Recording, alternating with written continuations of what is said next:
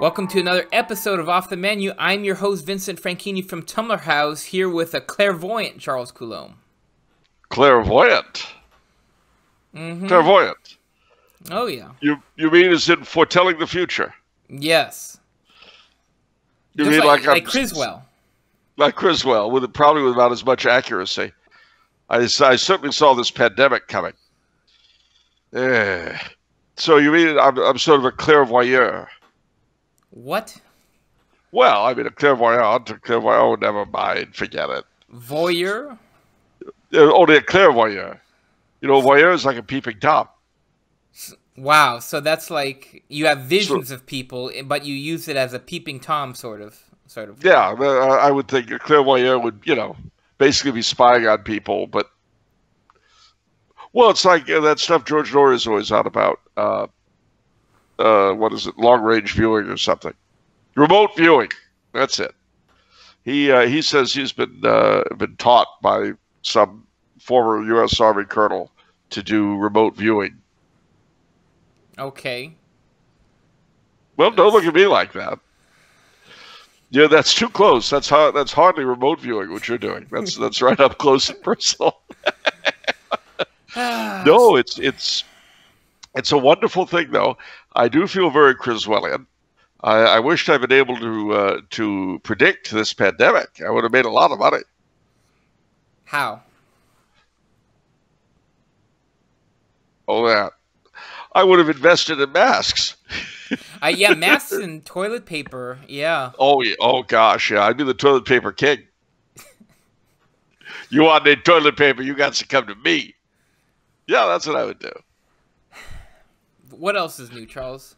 What else? Lots of other things are new. The lockdown is actually easing up a very little bit here. My favorite cafe is once again serving food, although it's all takeaway, which is kind of what you guys have. Yeah. Here's a shout out to anyone in the greater LA area. Be sure to go to Arcadia, to the Derby, and do their takeaway. Yeah, you're really worried about that one. I'm extremely worried about that. The Derby is one of my favorite restaurants in the LA area. They're struggling, and if the money ran out for the $1 trillion bailout, and if their number isn't up, they are going to be out of business. Now that means that a restaurant that's almost 100 years old is going to bite the dust, which I think would be a horrible thing to have happen. But, of course, it's something that's being repeated all across that great country of ours and all across the world here. It'll be a very changed and in some ways doubtless sadder environment that we all reemerge to. So do everything you can to keep your historic restaurants and hotels and bars going, especially those that are fortunate to do the takeout. It's not just that the food's better than, some of you are probably tired of eating your own stuff after 4 weeks like that. Yeah. So patronize these places, ladies and gentlemen. And it's the same. One of the things that's also happening here is that the local shops are reopening. And that's very, very important. Now, mind you, they've got to keep the distancing. They can only have so many people in and so forth. But actually, it's been benefiting the mom and pop shops more than the great chains, which is good because they're the least able to deal with the problem. So we've had that happen. I don't know if it's still the case, but a couple of days ago, in Carinthia, which is one of our states here in Austria, Canton, there wasn't a single new case. And it looks like right now, it looks like the numbers of new cases have gone down precipitously throughout the country. The lockdown in the Tyrol, the utter shutdown in the Tyrol has ended. So, there are hopes that something approaching normality will be back here within a month. Now, mind you, that's all conditional on the numbers not jumping up again. Which of course they could. And then the other issue that we don't know about, it's like with the Spanish flu. in November, that had the following November after its initial attack, it came back. And it was even deadlier the second time. So we don't know if nobody seems to know whether or not that's going to happen with this stuff. So, and as you know, everybody has a different set of figures. Everybody has a different prediction. Nobody really knows what they think they know. Well, I think we can safely say that there are mechanisms being put in place which will help us. I mean, as the further time goes on, the more prepared we're becoming to handle this. Yeah, and a lot, of course, in the States, a lot how this thing plays out will play a huge role in November. And now it may very well be that just as with the impeachment process, it's not going to change anybody's mind. In other words, those who hate the Trumpster will hate him. Those who love him will love him, and nothing that's going to go on is going to change that possibly. I will say that he was very smart, I think, in leaving the initiative to the governors. Yeah. All right, that's nice. I mean, that's what we're supposed to be in favor of. Yeah. It's constitutional, which is always a change of pace. Yeah, it's a change of pace. It's refreshingly different.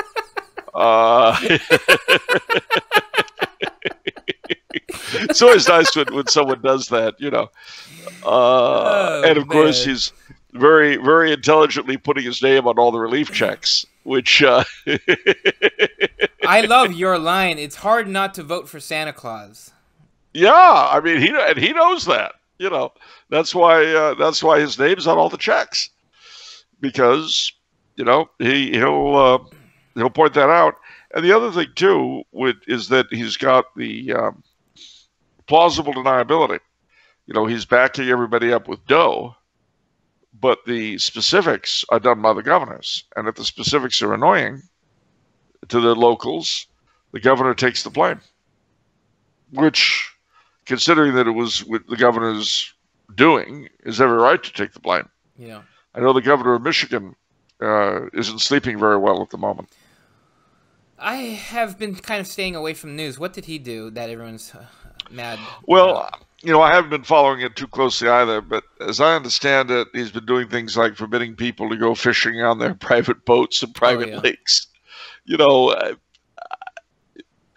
If I'm by myself, the likelihood of my giving myself the disease is remote, especially if I'm on my own property. Yeah. But, there may be more to it than what little I know, and I don't know much.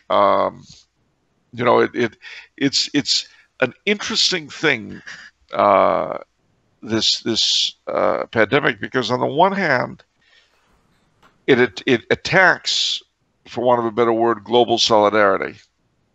And forces us all to close borders and all that. Yeah. But it also reinforces it, because everybody's going through the same experience, whether you're here or you're in Thailand. It's true. And we'll see what happens. I mean, we'll see how different the landscape is after we emerge, when we emerge, as we emerge. Yeah. I think we're getting over the hump. You're looking at the graphs. The curve is absolutely flattening. I went shopping at the market yesterday, and for the first time, I was able to buy napkins and pasta. In previous weeks, those aisles were completely empty. So, we're adjusting. Things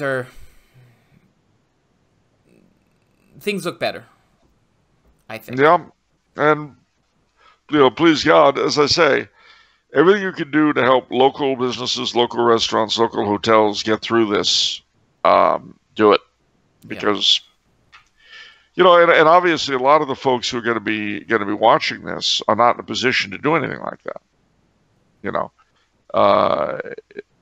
If you've been laid off, you've got to look after your own. There's no doubt about that. But if you're in a position to, anything you can do to help your neighbors get through it, by all means, do it. You know, and afterwards there'll be plenty of time for finger pointing and second guessing and Monday morning quarterbacking, which I'm sure we'll all be doing. It'll be a cottage industry, believe me. True tales of the great pandemic, or how my government ruined everything, which may or may not be true. You know, and which government. You know, and we'll find out. There'll be endless studies, endless comparisons of the different countries dealing with the issue, and on and on and on and on. And who knows what it'll all mean. I have a deep suspicion that at the end of the day, once we get a vaccine, we won't know. Yeah. It'll like the Spanish flu, like 9/11. It'll recede. We'll forget. There'll be changes, but we'll absorb them. And our kids will wonder what it was all about. Yeah. Okay. Before we move on, we try and hit 10,000 subscriptions. So hit that subscribe button in the bottom right corner. And if you like us, click like. What are we up to at the moment? Like 7,800, around there. Well, it's a slight improvement from last week. 7,800, which means we need actually not that many more. 2,200. 2,200. Yeah. All right. Get all your friends and neighbors. Yes. Or you know what? When you're going to do takeout from a restaurant, you hold the money and you say, "Now, I'll bet you want me to buy this lunch, and I'm going to." If you press like. Because the good people at Tumbler House sent me here. They said, patronize your local restaurant. I'm here. This tavern has been going for 270 years. We want to keep it up. I want to contribute. But to do that, Mr. Tavern Keeper, you're going to have to like. Subscribe. Not just like, subscribe. Yeah. Subscribe. I think it's a quid pro quo. It's a love network. Yeah. A love network. I like that. Spread the love. All right. Time for the memes of production. Nationalize the memes of production. For the common good. That's right. Okay, so we just have a lot of comments, a lot of reactions from the madness of last episode. A lot of fun madness? Comments. You going off the deep end. That's what madness. What are you talking about? You know what I'm talking about. No, I don't. You see, you're talking like a crazy person. What do you mean? Well, I guess a crazy person would view a sane person as talking crazy, but... Are you all right? You seem very confused. I'm not confused. You're the one who's confused. Hardly.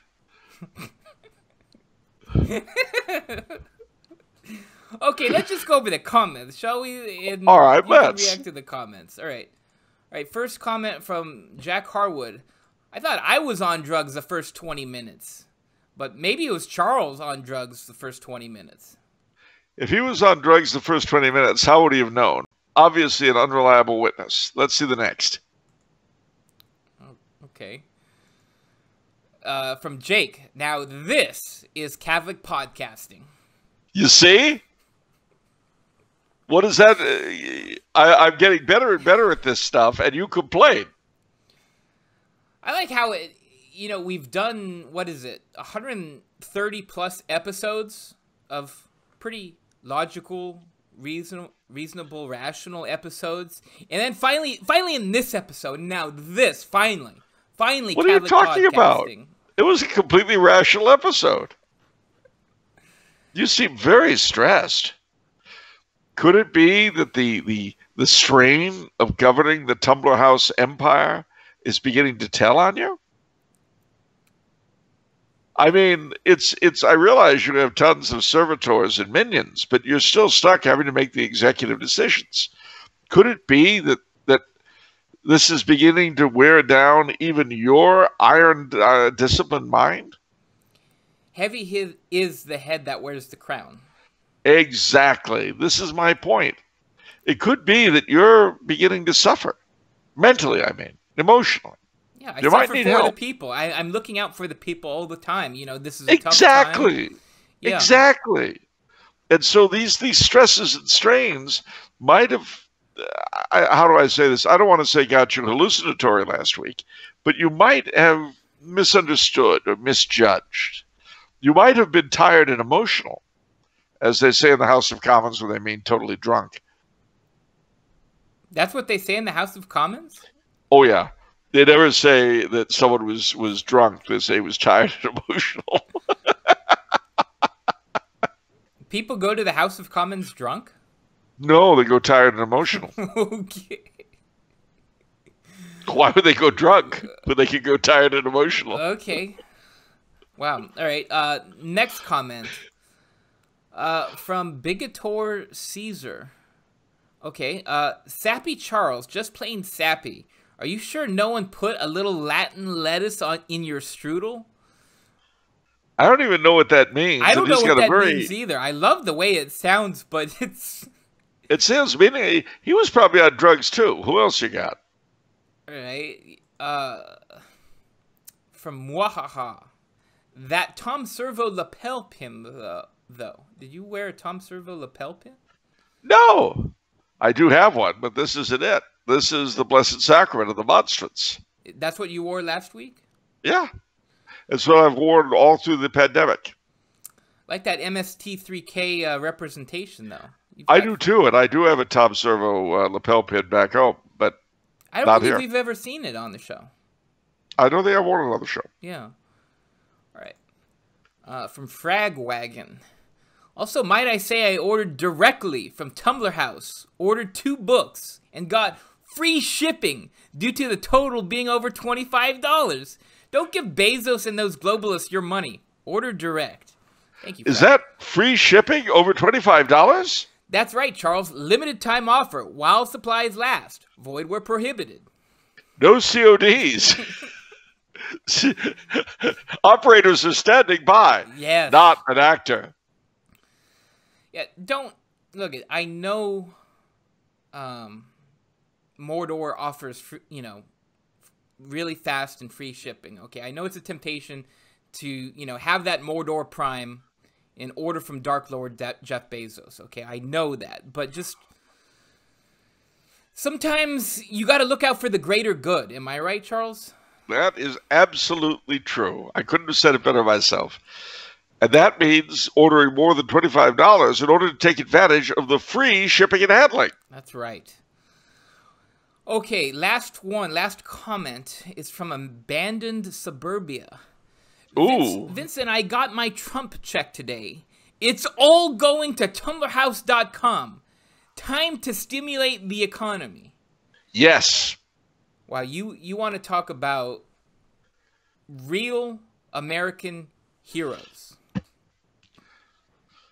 People who are selflessly giving for the greater good. See, this is what we're talking about, people. The greater good. The common good. The common good.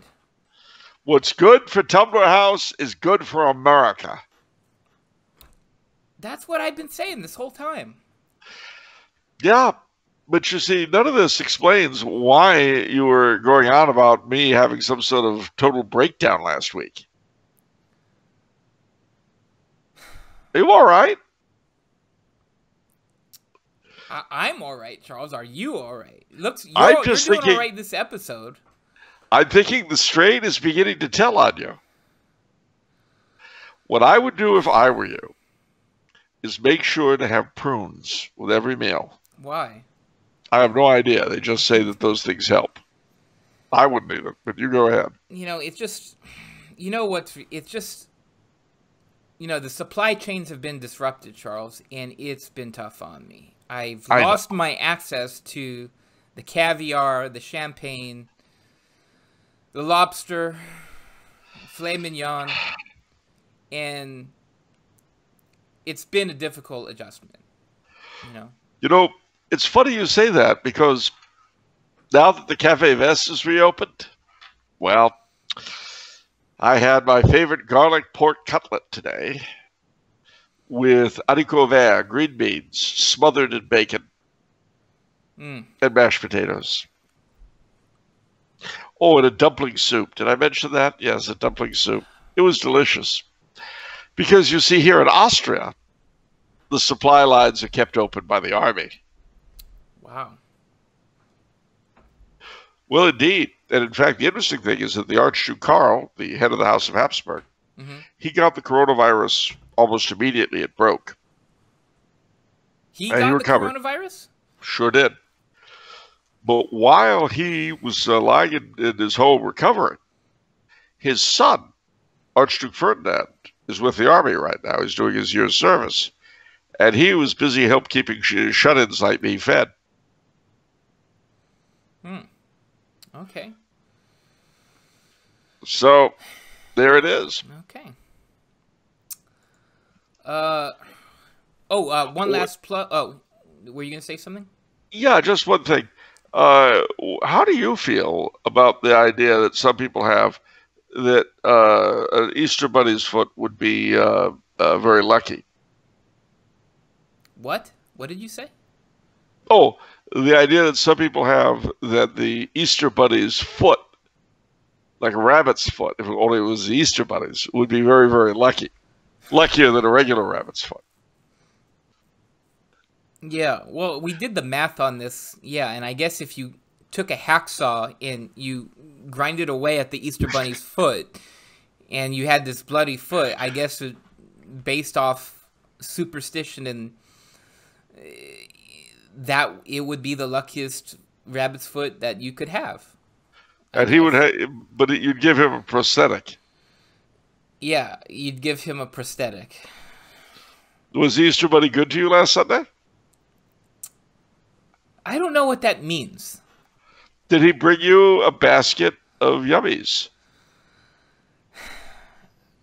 I guess so, Charles. Yeah, we enjoyed ourselves last Sunday, yeah. What did you eat? Ham. And, yeah, some goodies, yeah. Easter eggs? No, we didn't have Easter eggs. No, not this. So the bunny didn't come by your house? Were you bad? No, I wasn't bad, Charles. Then why did the Easter Bunny come by your house? Maybe because someone chopped off his leg and he couldn't get around as well. Maybe that. You ever think of that? It's possible. You? Maybe it impacted his mobility a little bit? He's the Easter Bunny. He'll grow another one. Gosh. I tell you. All right, let's move on before I start talking about marshmallows. All right. We had another good patron pre-show. We've really been on a streak. We had an hour-long patron pre-show, then an hour and a half, and this one was like 45 minutes or so. So it's like a whole nother show. If you want like twice the dosage of Coulombe. Twice the dosage. Yeah. If you want high dose, if you want like 100 milligrams of Charles Coulombe, you just $1 a month. Become a patron. Gosh. Yeah. Right? Yeah, that would do it. Oh, and speaking of which, I neglected to mention, this is apropos of nothing except patrons. But you know, there's a chap on Twitter called Knight Errant. Okay. And he came up with a phrase I really liked: red pill poisoning. Red pill poisoning. I like that. Yeah, that's if you've been too red pilled and become suspicious of everything. Aha. Well, that makes sense. I like that. All right. Okay, so I'm going to start off, before we get into the questions, at Charles' request, I am going to read... now, I didn't get this. You must have got this directly. Something from Forky Icicle. Yeah, and I want to say something before we read it. Yeah. And that is that I had a question last week about doubles in the old church calendar, and I was a bit foggy about the details, to say the least. And this chap, Forky Icicles, knows all about it. So I knew it as soon as I read his comment. And it's worth reading for that reason. I mention this because, ladies and gentlemen, I don't know everything by a long shot.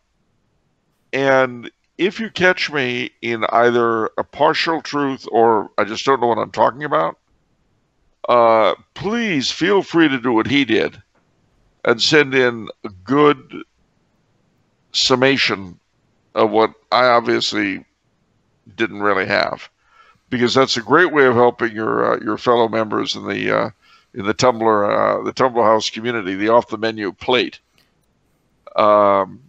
You really will be you'll really be helping everybody else, and you'll be helping me too.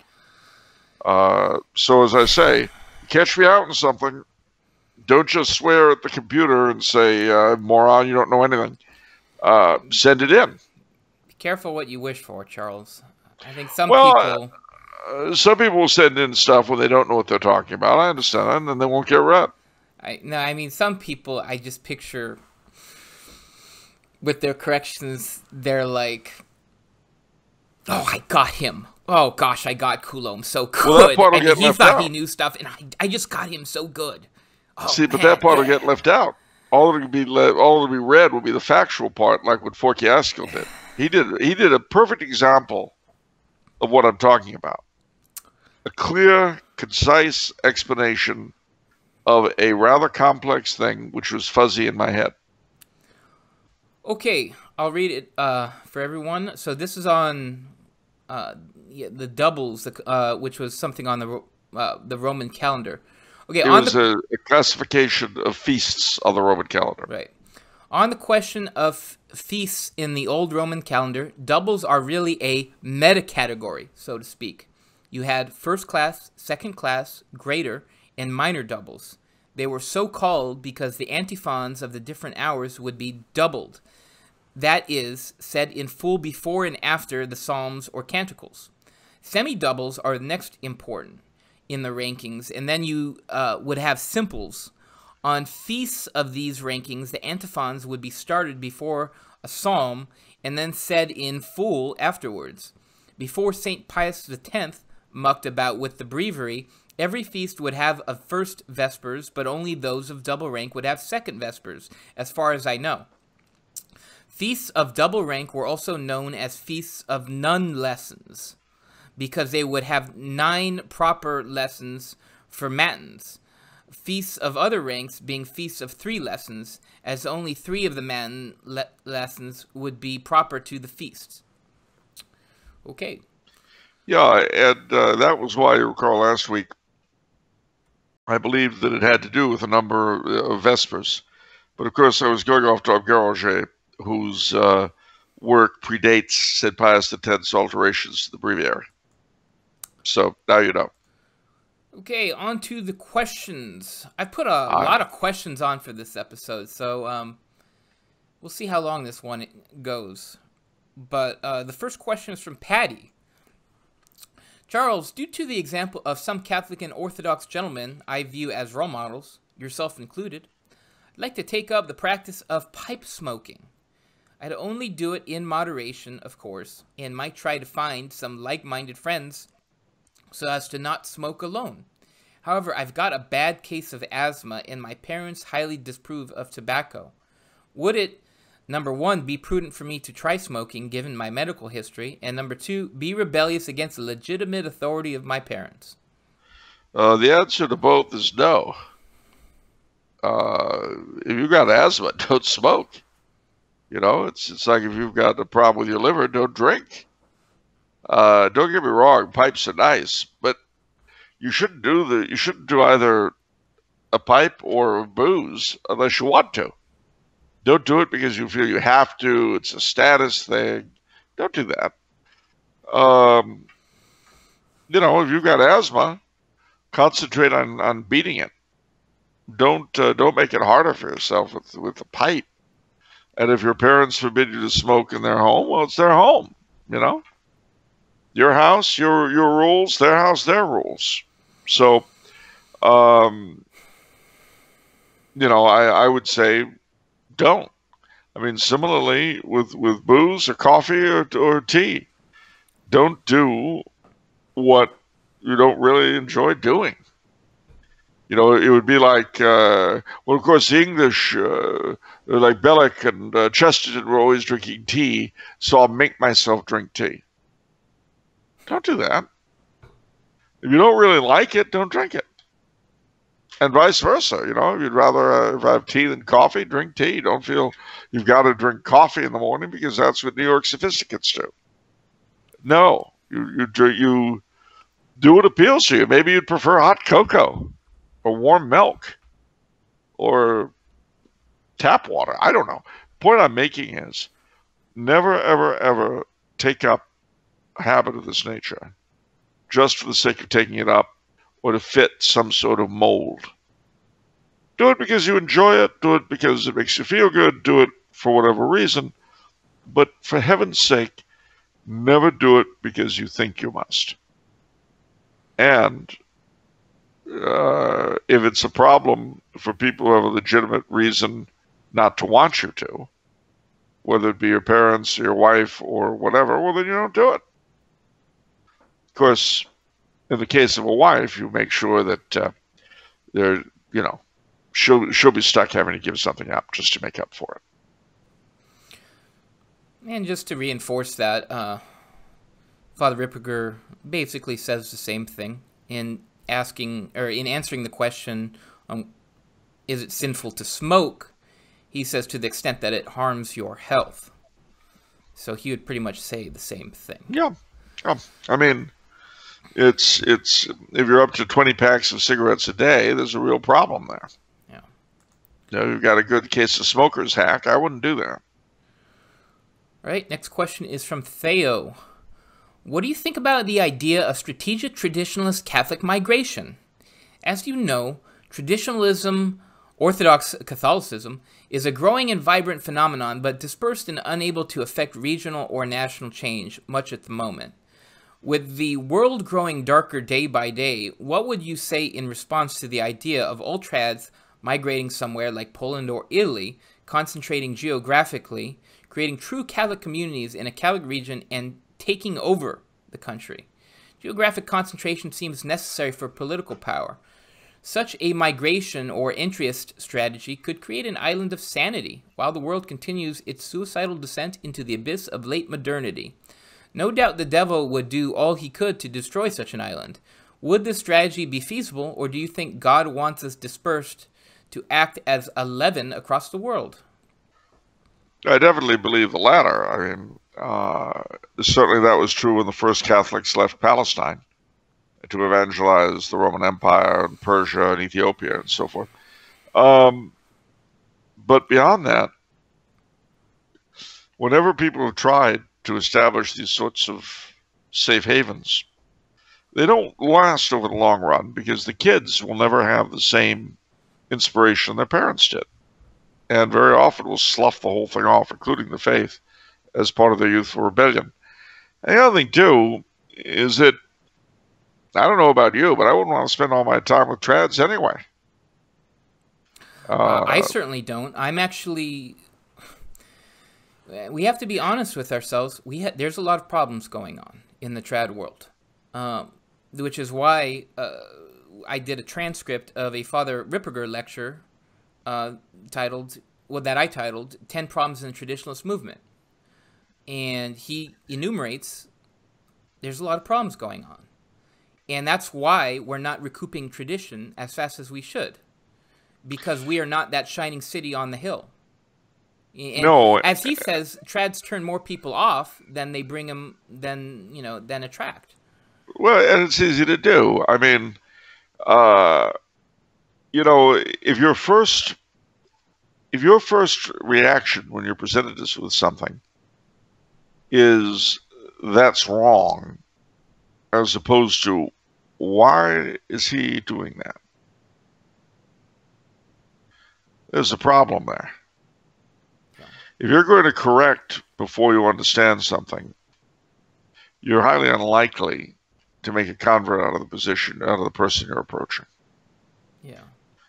You can't possibly understand You can't convert what you do not understand, what you do not know. That's why, as I've said a million times, I'll say it again and again, all of the best ethnographic and anthropological museums we have were put together by missionaries. Why? Because they had to know the people they were trying to work with. St. Francis Xavier, who certainly didn't pull any punches, he eventually realized that if he wanted to convert the Japanese, whom he considered the noblest people in Asia, he had to do something about China. We should be evangelizing. And you can't evangelize if you hide out among your own. I mean, otherwise, why didn't the 12 apostles stay in the upper room? Stay in the cenacle? You know, the Holy Ghost descended on them there. That's where they had the Last Supper. Why didn't they just stay there? Why did they go out to the ends of the earth? And remember, the 12 apostles, well, 11, we have to skip Judas, but the 11 apostles had a close bond among them. Nobody else had had the experiences they had with Jesus. Direct experience and fellowship with him. Wouldn't it have made more sense for them to have stayed in the upper room and just kept the flame going until they died? They would have been safe. Look at all the problems that each of them got into by spreading the faith. If only we had stayed in the cenacle, comfy, safe, and warm. Alas, they spread the faith, which is why we're here. Yet they went to places which obviously all had problems. They went to non-Christian, pagan things. Huge, serious problems. They didn't run away from these problems. They went into them. And they loved these people. And they understood these people. Well, what did our Lord say? I send you out as lambs among wolves. Yeah. You know. And that's the nature of the beast. We all have to do our best. But no, I definitely would be very much against that kind of strategic migration. Now, mind you, if it was a stepping stone to something else, that would be different. You know, monasteries were only refuges in one sense, but they were also sources of evangelization in another. But I would be very, very, very much opposed to just sort of pulling away from the evil world and being safe. Yeah. Well, the monasteries interacted and had a huge impact on even scientific things. I don't know if I read it from Framework of a Christian State or somewhere else, but I think just agriculture in general. They were huge innovators in agriculture in Europe. Yeah, it was huge. It was absolutely huge. Yeah. So. Okay. All right. Next question is from Brian. Historians discuss the Dreyfus Affair as if it is an obviously settled case that he was innocent. What was some evidence to the contrary? Likewise, the Calais Affair, or Calais Affair. I don't know how to pronounce that. Calais Affair. Well, of course, the Dreyfus Affair was the fellow who was accused, the Jewish fellow who was accused of being a German spy in the 1890s in France, in the French army. Of course, the exonerating evidence on him all depended upon the fellow who was one of his main accusers, Esterhazy. There's a certain amount of evidence that has been brought up to imply since his final acquittal that in fact he was tangentially part of some sort of or other ring, but only tangentially. He wasn't the main mastermind. But the Dreyfus Affair is a little bit like the Kennedy assassination. There are tons of ways of reading the evidence, and given the way the whole thing was politicized, people tend to read the evidence the way they want to. So The Calas Affair was a similar deal. 1760s, a Huguenot fellow, Protestant fellow in France, had one son who converted to Catholicism. His other son his next son was discovered dead. Initially, the family tried to cover it up. The father maintained that it was because he was a suicide, and they had wanted to hide the fact that the son had committed suicide. But the prosecution maintained that he had murdered his son because he had wanted to convert like his brother. Voltaire, and he was executed and tortured. He was convicted, then tortured, then executed. And Voltaire was, jumped up and down and said this was a sign of how terrible Catholicism is. Now, how guilty was Calas? I don't know. Was I there? No. Have I examined the case in detail? No. Do I know enough to make an intelligent comment? No. Do I treat any opinion Voltaire had with a great deal of suspicion? Oh, yeah. But again, it's one of the innumerable things I should look into more closely. All right, next question from Brian. Do you have any speculations as to why God waited so long to punish the world for its sins of abortion, among countless others? No. And I try not to think about it, because you must understand that a punishment from God inevitably means everyone will suffer. Especially for a societal sin like abortion, we all bear some responsibility. I know we don't like to say that, but at the very least we pay our income tax. And I am not really keen on the idea of suffering myself. I should be, but I'm not. And it's one thing, if the guilty escape. But if the guilty escape and I get to escape too, that makes it seem different. We all would like people we consider guilty to just absolutely be punished. But it's a funny thing. We become so much more tolerant and accepting if we're part of the problem, if we're part of the deal. So again, if I told you, I will punish your worst enemy any way you want to be punished, any way at all. Oh, but you're also going to endure whatever he does. It's amazing how mercy would spring forth. Oh, the poor man, let him go free. In fact, if anything, he should be sent to the Riviera with a guaranteed income for life. That's his punishment, which I will gladly share. So, God has his own timetable for everything he does, and I do not pretend to be privy to it. He hasn't told me nothing. But I don't need to know. What I do need to do is face the challenges that he provides with as faithful and good a heart as I can.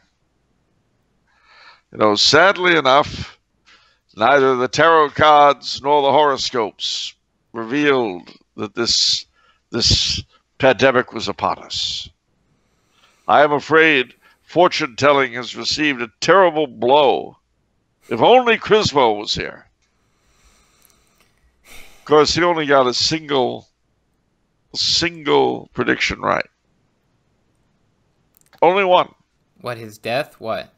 No, not his death. No. What? He predicted on the Johnny Carson show, or actually I think it was Jack Parr then. Anyway, on the Tonight Show, he predicted in 1962 that President Kennedy would not run again because of something that would happen to him in November of 1963. Are you serious? I am serious. The great prophet got one right. You bet. They should have interrogated him. I don't know, but they predicted that he predicted it. He was right. It happened, and he traded off that for the rest of his career. All right. Next question is from Theo. Dear Charles, you called the 70s the decade that never should have happened, which made me laugh. Leaving aside the catastrophic moral degradation that set in that decade, why else would you describe it so? Why was the aesthetic so darn weird, ugly, and zany? How did people think someone like David Bowie or Freddie Mercury was the height of cool? I don't know. I was there, and I don't know. I have no idea. I thought they were freak shows. I double knits, polyester, long. What's that? Bell bottoms? Oh gosh, yes, bell bottoms, flares, Cuban heels. I mean, you know, it's a funny thing. You look at films like Woodstock or Glastonbury Fair. You look at Scott McKenzie's videos of If You're Going to San Francisco. And the Summer of Love and all that stuff had a certain naive charm to it, in a sense. But gosh, it soured pretty quick. And Gandalf's Garden kind of withered. The swinging 60s became the swilling 70s. And I got to tell you, it was a little bit like Mark Antony's oration, you know. What good the 60s may have done were interred with their bones, and the evil lived after them. And the evil, I mean, the 70s were just, the aesthetic was horrible. The music, for the most part, was garbage. I know. You want me to make exceptions for KC and the Sunshine Band, for the Commodores, for the, I forget the name of the band, but they did Sky Rockets in Flight, Afternoon Delight. I don't know that one. I mean, okay. Stupid stuff. Just utter garbage. Boogie Wonderland. Yes, the 70s. The decade that never should have happened. It's true. The only value the 80s had was the degree to which they were sort of a reaction to the 60s and 70s, but not a successful one. Otherwise, we wouldn't be where we are now. You know? I mean, unfortunately, what the 80s showed was that outward appearance is never enough. I mean, to me, it was epitomized by President Reagan. God bless him. God rest him. God love him. You know, morning-coated inauguration. Gosh, that man looked like a president. Here's a question. Yeah. When was the last time there was a successful cultural reaction to anything? That is a decent question. I would say, to some degree, in the 30s in the United States, after the Roaring 20s. The Great Depression will do that, I guess. Oh yeah, settle you down pretty quick. That wasn't. That's kind of not an optional cultural reaction. You know what I mean? Like that was like pushed on people. Well, you could say the 1830s, the Victorian reaction to the Regency period. What happened there? Well, the Regency era, which was the last bit of the Napoleonic War and into the Restoration in France, was a very wild time in terms of public morals and so forth. And then, around the time that Queen Victoria came to the throne, around 1837, there began to be a reaction. And it was, as reactions of this sort sometimes are, it was perhaps a bit much, in the sense that, there was a novel at the time, I forget what it was called, but it reflected, no. But it reflected, it was an English novel, but it reflected the tightening of society at the time. And so this wealthy old woman has her two granddaughters there. and she says something about stockings. Oh, grandmama, to say such a thing. And the grandmother says, what's wrong with stockings? Says, honestly, everyone's getting so mealy-mouthed, the soul doesn't dare say a word today. But that was actually happening in the culture of the time. It was a delayed reaction to the destruction of manners at the time of the French Revolution and immediately after. And, you know, the Victorian era was long enough that it had several ups and downs. I mean, the 1860s were kind of a wild time, but the 70s and 80s were a reaction. Then you had the gay 90s, the naughty 90s,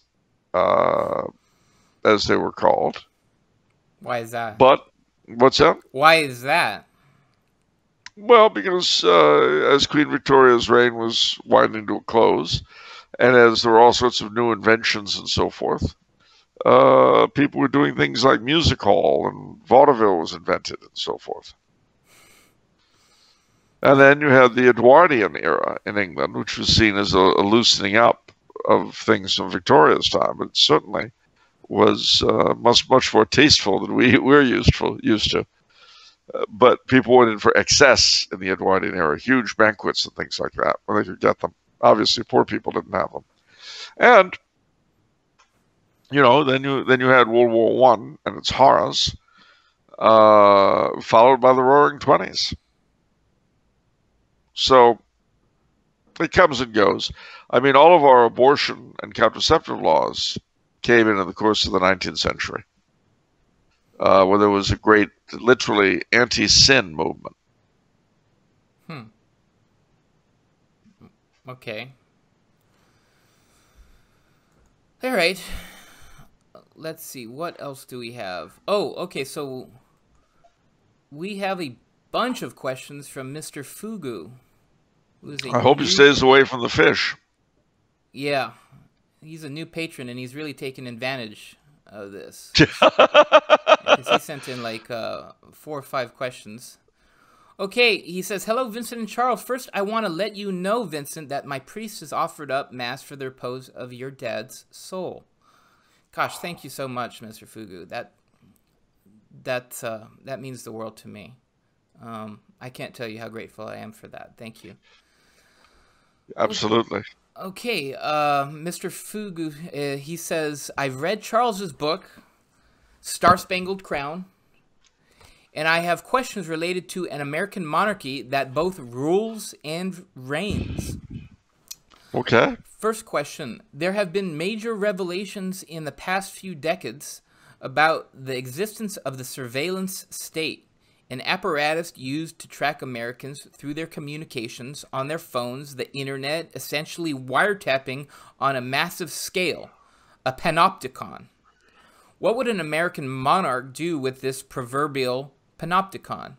What would prevent him from abusing it the same way or in an even worse way than the republic that preceded him? It seems like the malfeasance of some past monarchs was limited by the technology of their day. So I am curious to know if there are safeguards beyond this technical limitation. Good question. It is a very good question, and a lot depends on the upbringing of the monarch. You know, what he's raised with. Does he think if he rules his people badly, that he'll go to hell? That's an important issue.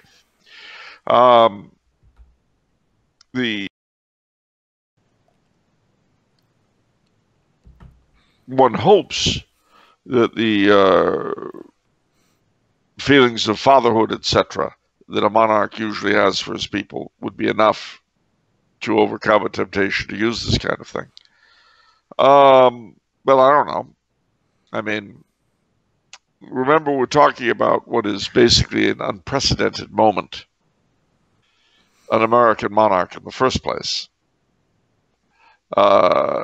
If it were anything like my fictional monarch, he of course would be wonderful, without a doubt. At least to the degree that he reflected his maker, his creator. I mean me. One would hope that he would not take advantage of it. But unfortunately, as with any government, at the end of the day, you don't have any real control over them. You always have to hope that the man will be decent. Dare we hope all monarchs be decent? We dare hope that. The likelihood that all men will be saved. But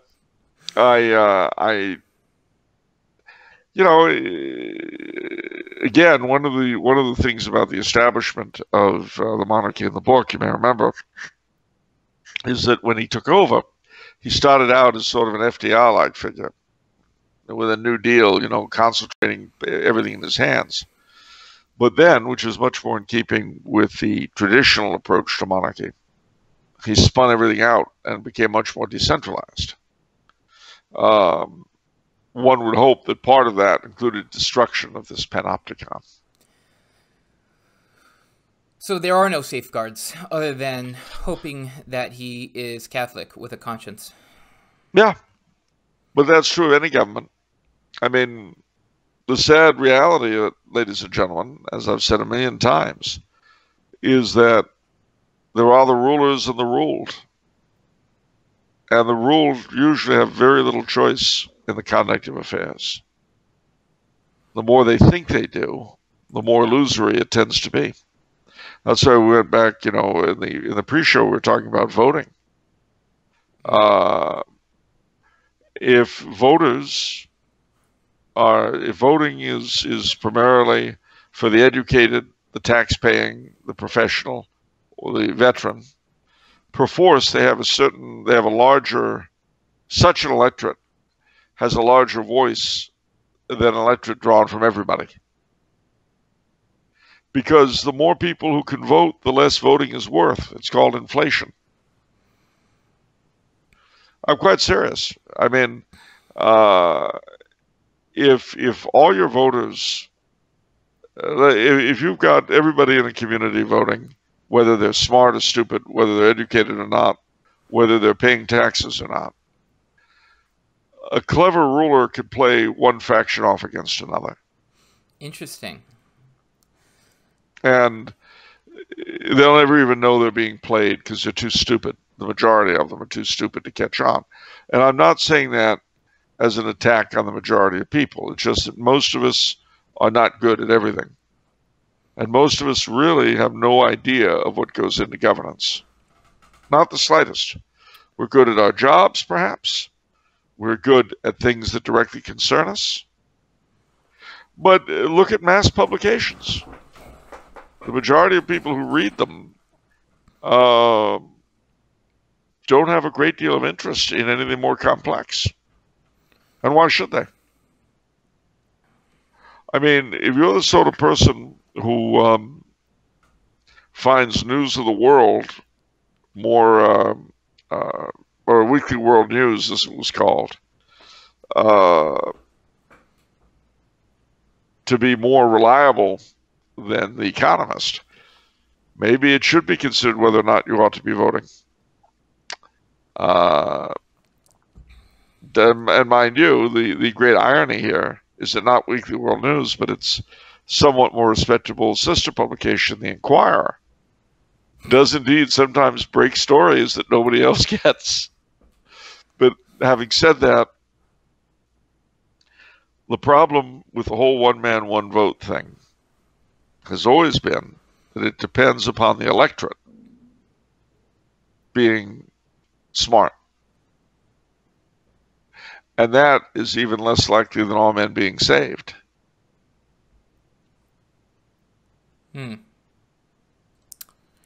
Okay.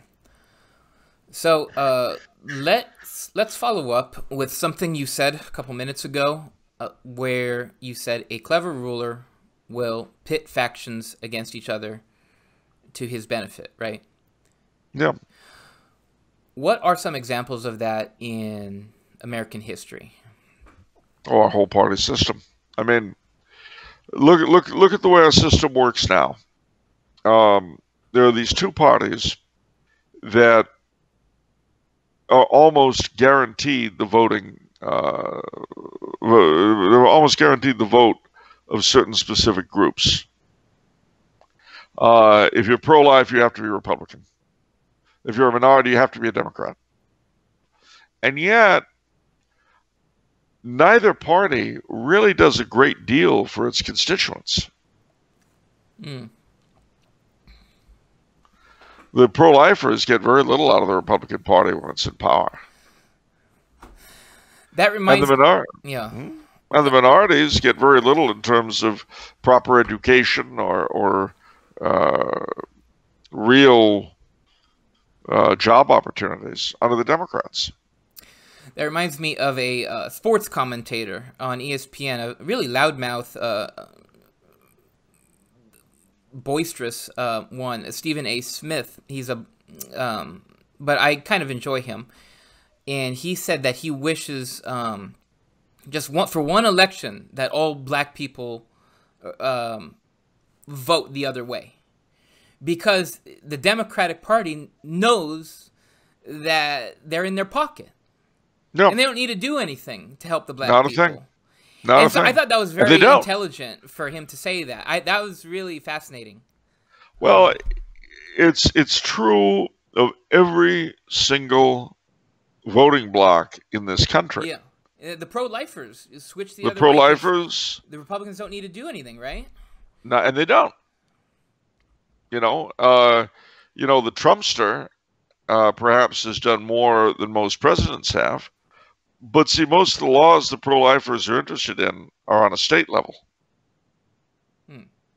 Now, mind you, I've left out the role of the judiciary. And that, of course, now trumps everything else. If you'll pardon my use of the verb. Yeah. The judiciary are now the third house of the legislature, and the more important one. They create law. They don't adjudicate it. And that's wrong. But it is the way that if any law manages to get passed that the elites dislike, it's always killed in the courts. It's true. It's actually true. Yeah. So it's a wonderful system, and it all carries the pretense of being democratic. You could vote for anybody you like, but nothing will change. Unless it's the kind of change that those who rule are pushing us in favor of. Then it changes. But, what did the president say when he was asked if he would reverse gay marriage? Oh, no, it's the law of the land. And he's enshrined Pride Week and all, or Pride Month or whatever it is and all that.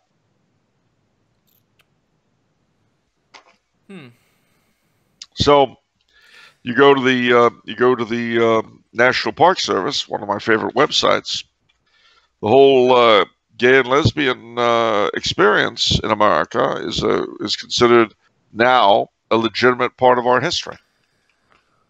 All right, let's go back to Theo's question. This makes and so let's say we group up all the trads in the United States, and let's say we put them all in Idaho. So Idaho is super pro-life. There's no abortion on the books. Well, the Supreme Court would kill it. And don't forget, wait, I didn't... Can they do that? What do you mean? How does that work? Because they would not be able, as things stand now, because of Roe v. Wade, Idaho would not be able to pass an anti-abortion law. Or at least wouldn't be able to apply it. They could pass it, but they wouldn't be able to apply it. Why not? I mean, California has conflicting laws on immigration compared to the federal government. Well, they do, but the difference is some laws get enforced, others don't. I'll give you an example.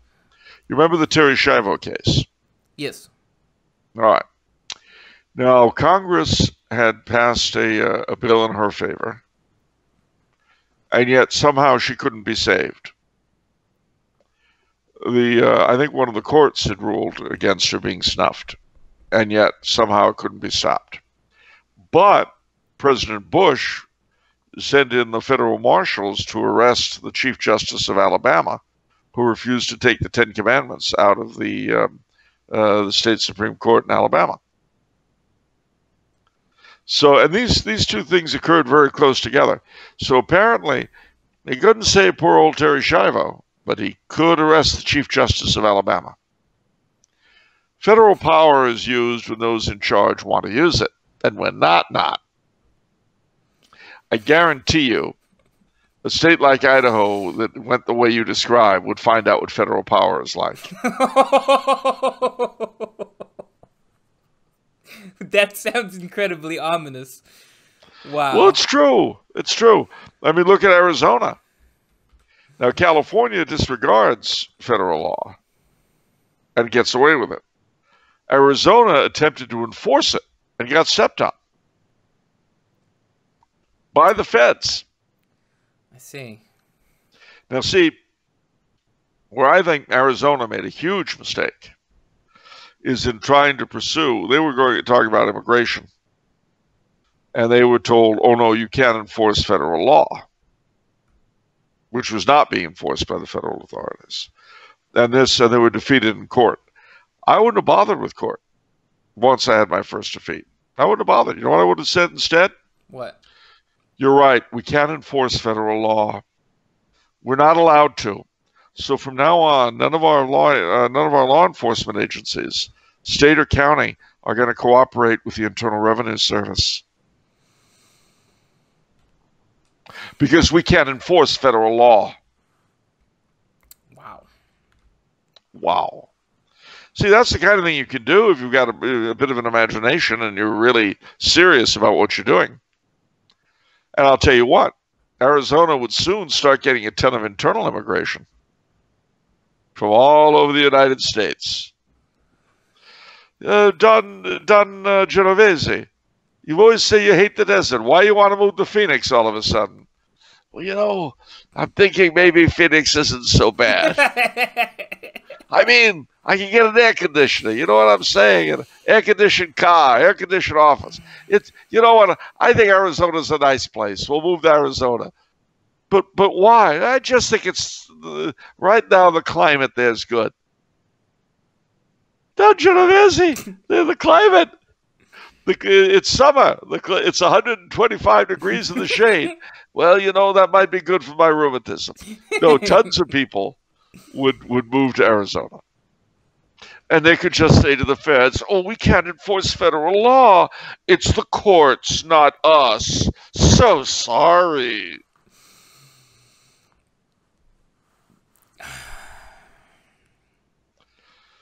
Wow. Which I think is what they should have done. It's what I would have done. You want to play that way, feds? We'll play that way. Oh, so sorry. We have to sit on our hands. Look at all this illegal gambling going on. And they're raking in so much money without paying any federal income tax. They're paying state income tax, but not federal. Oh, well, too bad. So sad. I mean, so the federal government wouldn't just simply come in and show them what federal power is? Well, they could try. But the question is, what would they do? Send in federal marshals? Yeah, sure.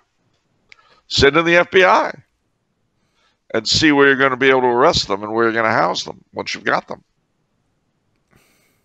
Oh, and by the way, we can't share information with you since we can't enforce federal law.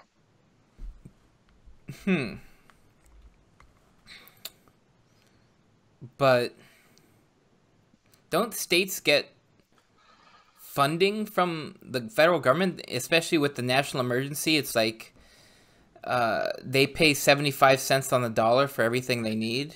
They sure do. And, you know, it was through federal funding that the states were forced to raise the drinking age to 21. Okay, where are you going with that one? Well, when I first went into the military, in a lot of states, including Fort Knox, Kentucky, where I did boot camp, the drinking age was 18. Because they had this weird notion that if you can die for your country at 18, you ought to be able to drink in it. You can vote, you can die, but why can't you drink? That didn't make a lot of sense to people. How is drinking more sacred than either voting or dying for your country? That, you know, is a problem. I mean, if people are too immature to drink at 18, then why are they being expected to die for their country, or why are they able to vote for it? They obviously don't have the brains to know what they're doing with booze. They shouldn't. They're too stupid, and they shouldn't. They shouldn't be in that position. So that was the way it was. A lot of states, the drinking age was 18, but the feds decided they wanted to go up to 21, and so they said, "Well, you all do what you want, but we'll withhold federal funding if you don't raise the drinking age." And they all collapsed. Well, what I'm curious about is what you think the intent was behind that. You know, that is one of the great mysteries of American history, is the intent. 21 was the voting age for a long time. They had to have a constitutional amendment to drop it to 18. And of course, this was partly a result of the Vietnam War, because you had all these 18 and 19-year-olds and 20-year-olds dying for the country in Vietnam, but they couldn't vote for it. And that was seen as apparent. It was not seen in World Wars I or II, the Spanish-American, the Civil Wars, etc., all the way back to the beginning. That was seen as unjust, as it wasn't then. And that was why so many states at that time lowered the drinking age to 18. But the feds, for whatever reason, decided that it had to be 21 and brought pressure, as I've said. I have always considered this, and mind you, once upon a time I was an interested party, and I felt that way, obviously, when I was 18. But I have always felt that this is a terribly unjust thing. Just as I feel that having the age of consent at 16 in places like D.C. by act of Congress, and not having people able to drink until they're 21 is insane. You're basically saying that the only thing that matters in life is control of your liver. But I guarantee you, if you're smart enough to decide on who you're going to sleep with at 16, and you're smart enough to vote and to decide you're going to sign up and die for your country at 18, you must be wise enough to determine whether or not you're going to be able to handle booze and tobacco. I find the whole thing absolutely ridiculous. As far as I'm concerned, the age of consent, the age of drinking, the age of voting, the age of dying should all be the same. Otherwise, I don't think anyone should be allowed to go into the military until they're 21 or vote. And I'd lift the age of consent to 21, because obviously they're too stupid until then. The magic age of 21 changes everything.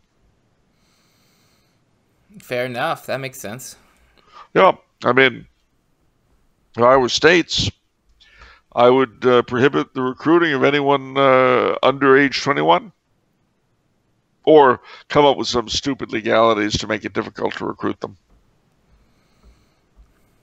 Okay, that was a fun one. I like when we get on tangents and explore all these different places. Weird stuff, yeah. Okay, so this all came off the tail end of a question on how a monarch would handle the panopticon. Panopticon. Okay, so Mr. Fugu's second question, on a related note, how would an American monarch interface with modern technology, for example, dealing with automation in the workforce? Well, firstly, I think Mr. Fugu's kind of a fishy guy. What? Oh, I get it. Ha ha ha ha ha. Well, anyway, beyond that, the thing is that you look at what monarchies are like today. They have to deal with modern technology, and yet they retain by their very nature, a connection to the past. And not just to the past, but to the land, to the pre-industrial past. One of the major sources of the king's authority is that he is the lord of the land. If you look at, well, frankly, my what do you call it? My fictional king in Star Spangled Crown, a lot of his ideas regarding industrialization and so forth, I stole from Prince Charles, who is very much against standardization and the machinerizing of man. And that makes sense because the whole thing about the monarchical ethos is that it comes from the traditions of a place. And while on the one hand having to modernize to some degree to keep up with technology, it also, even now, even in its debilitated state in places like Britain and Scandinavia and so on, and Canada and Japan, nevertheless strives very hard to keep them human and to preserve the cultural traditions and so on of the given countries so far as they can. I don't think that would change, especially in a setup where the king ruled as well as reigned. One of the things that was true of the king in my book was that he was very keen on industrial class solidarity. One could almost say corporatism in the old sense, which I think would be true. I mean, remember that a king perforce looks at his country as in some sense a family, with himself as the father. Well, that being the case, you try to balance all the different interests of the various groups off as well as you possibly can. Just the way the father of a large family does his best to try to balance off all the differing interests and needs and so forth of his children. And as I say, you still see that even amongst today's constitutional monarchies. Mutatis mutandis, it's also a little bit like the cavalry traditions that are retained by tank regiments in various modern armies, because it maintains a connection to the past which helps inform the present. The same spirit of dash and valor that one associated with the cavalry in the past, armored troops attempt to use today. Okay, so how does this connect to dealing with things such as automation in the workforce? Well, what is the major problem with automation in the workforce? Well, the answer is it depersonalizes said workforce and sometimes completely destroys it. You know, what is one of the biggest problems with automation? Well, it's the effect it has on people who are now redundant, who aren't needed anymore. If you had, let's take Tumblr House, all right? Now, your printing division, before your brother came along, when your father was still in complete, total control of things, your printing division employed, 600 workers on linotype machines. Now you've got, 10 on computers? Well, that's what automation does. Now, a king would try to find other roles, other things other places that disenfranchised workforce, that redundant workforce, could do. He might try to slow the pace of change to help them prepare for it. You see. How do you do that? Well, it varies. It varies a great deal. You patronize retraining. You know, you give money to education to retrain workers in other things. It's not easy. So that didn't exactly happen? No, not really. In a lot of places, it didn't happen at all. The other thing, too, is that, and this is certainly the case in Britain and elsewhere in Europe, you do your best to patronize traditional crafts on a larger scale than would normally be the case in a in a modern environment. And it comes in handy. I mean, like, look what's happening now with Notre Dame. The destruction of the roof and so forth. Suddenly, all sorts of traditional crafts that are primarily forgotten, although not, thank God, entirely. There are still people who know them. These folks are being ferreted out, and all sorts of people are being trained to do it. Well, this is done on a much larger scale in different countries. It's a useful thing. But above all, humanizing and slowing the pace of industrialization and automation, and retaining a vibrant connection to our pre-industrial past, which I think is absolutely essential for a healthy society. I still don't understand how you can slow down innovation and the discovery of technology.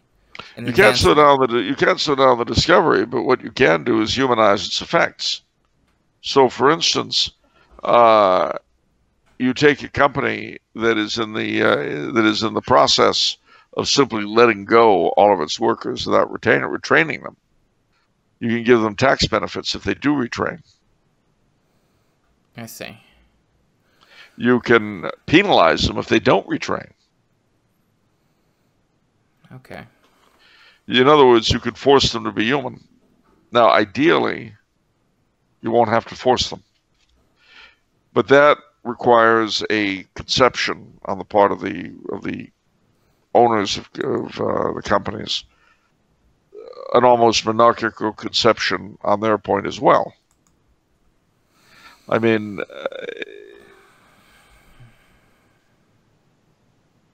you get, how do I put this? The people at the top really do, to a great degree, set the tone for a society. You encourage businessmen to look, you encourage factory owners, say, to look at their employees the way the king looks at his subjects, i.e. paternally. You do that, you remove a great deal of the causes of labor unrest. You make a living wage part of the package. People are less likely, well, A, you'll get better work out of them usually, and B, you make strikes and all that kind of thing less likely. The most successful industrialists were always those whose own work removed any need for unions. Remember, the whole notion of having a union, the reason why you have a union is because you believe, rightly or wrongly, but God knows often enough rightly, that the industrialists you're working with are simply hard-nosed men who want to make every penny they can and don't care how they grind the worker. Yeah. And so what happens? Well, you end up with a situation where the owners want to grind every penny they can out of the workers. The workers want to filch every dime they can out of the owners. Yeah. Yeah. And so what do you have?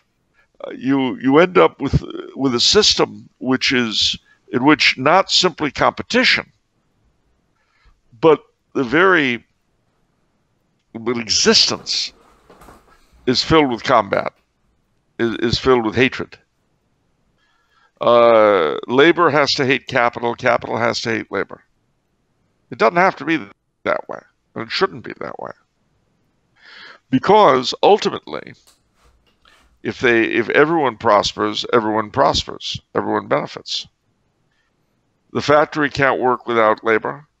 Labor aren't going to be paid for doing nothing.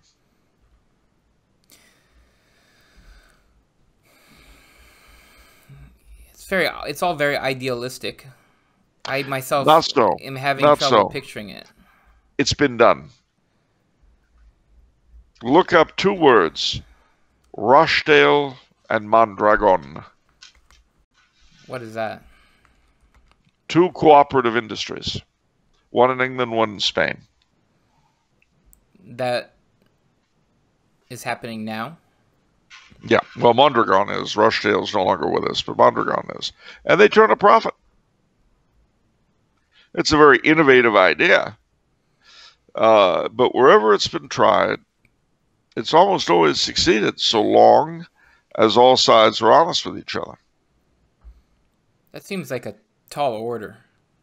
Well, just because it's a tall order, as I say, it's been proved to work when it's applied. I mean, the best cooking only happens when you follow the recipe. That's an interesting metaphor. Isn't it? But in truth, if you look at the papal social teachings, Quadragesimo Anno and Rerum Novarum in particular, they talk about all this sort of stuff. And it was applied in various places, and it worked. Wherever it was applied for any length of time, it worked very well. But that was, inevitably, one faces outside interests who aren't very happy about that sort of thing. You know what Gresham's law is? No. It's a law of economics. Bad money drives out good. In other words, if you've got cheap, inflated money over here, and there's good, solid, 100%, 100 cents of gold money for every dollar here, the cheap money will drive out the good money. Simply because if you're stuck with having only 100 cents of gold for every dollar, you can only have so many dollars. You're limited. But if you've got paper money that's backed by nothing, you can have tons of dollars to play with. Now, eventually, nothing will be worth anything. But before that happens, the strong dollar will have vanished in the face of the weak one. That's fascinating. I didn't know. I have never heard of that law. But look it up. Yeah. Gresham's law. Now, mind you, I'm no economist, but I know enough to sound like one in a bad movie. The thing is, though, seriously, it's true. It's true with this. I mean, corporatism, which is basically what we're talking about, guild socialism is another term for it, only works if all sides have a higher aim than simply making money. See, that seems so hard and idealistic to me. Like, I'm all for it. Like, let's go. Let's do it. But as you say about, like, all people being smart, that there's little hope in that. Well, so too, to me, I guess I'm cynical. All people being honest and wanting the common good over self-interest. You're absolutely right, which is why leadership becomes so important. And you look at countries like Smetona's Lithuania. You look at the what do you call it? My mind is going. I'm going to say some evil words. People are going to get upset. I don't care. Salazar's Portugal, Adolphus's Austria. They did pretty good with it while they had it, and less governmental things like the fishing parishes in Nova Scotia and all that, the cooperative movement, all sorts of things of that nature. They've all shown what can be done. What we have yet to see is a government pursuing that sort of policy on the long term. That we have yet to see. But I hope we will. Okay. Okay, where are we? Boy, these are really good questions from Mr. Fugu. They're really kind of fishy. They really give us a chance to unpack things. Oh, boy. All right, now he says, changing gears here. If a pope had sufficiently significant temporal power, a military, and tried to invade your country, would it be justified to wage war against him? I like this alternate universe we've stumbled into. Well, boy, that's the 15th Brooklyn Hussars, Pontifical Brooklyn Hussars. It all depends on why he's invading. Let's say, okay, let me be the dungeon master here and say that the Pope is invading the United States over abortion because he wants to knock out abortion. Well, what would you think of a country like Germany in 1938 being invaded by a foreign country to end, well, all right, later, 1940, being invaded by a foreign country in order to end the Holocaust? That's good. Yeah. But it's invasion of Germany's sovereignty.